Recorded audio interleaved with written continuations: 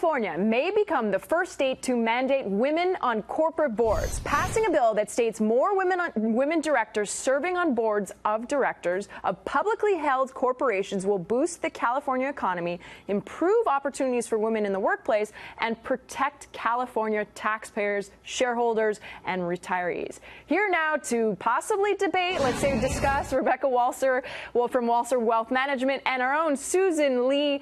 Rebecca, I want to start with you right now. Wouldn't a bill like this possibly help the representation of women in the C-suite, in the board, and higher up in the echelon?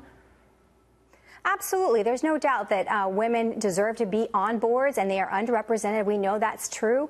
The issue that I have is not that women should be on these boards. It's the government mandation of them in the boardroom. So it's this bill is taking the government from outside the boardroom and moving them across the threshold by mandating that anywhere from 40 to 50% of a board's membership is actually made up of women.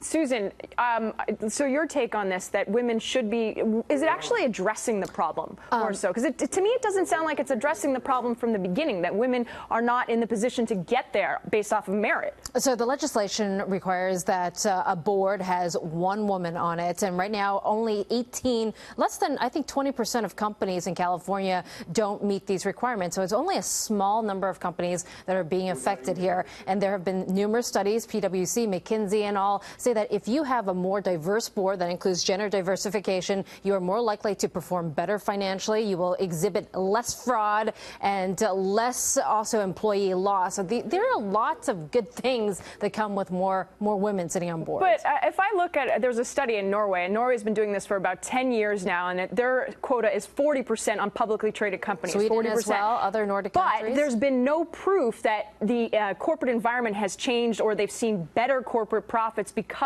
of these additional women on the board. So Rebecca, if you can weigh in on this, do you think that it could, aside from boost morale and show that women can do this, does it actually improve the performance?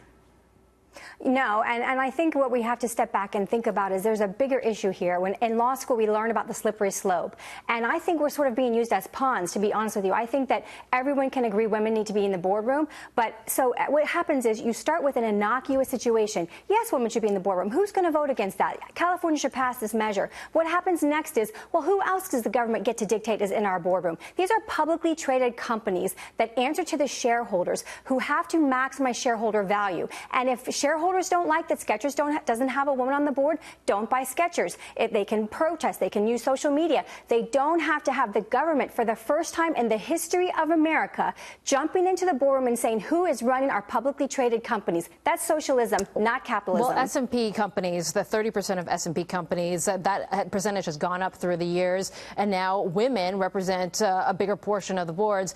A third of S&P companies, don't forget, we are near record levels for these companies. Corporate profits are records as well. Companies are making a lot of money. So I feel like, you know, with diversification comes bigger profits and better business. But if I could just answer to that or question you, Susan, just aren't we not addressing the problem that there aren't enough women who may be qualified for these positions, and that we need to address it within the education system lower on? Tenure of boards, because the average S&P board has an 8-year tenure. I think if you reduce that, there would be more influx, and I would say naturally more women would occupy these board seats.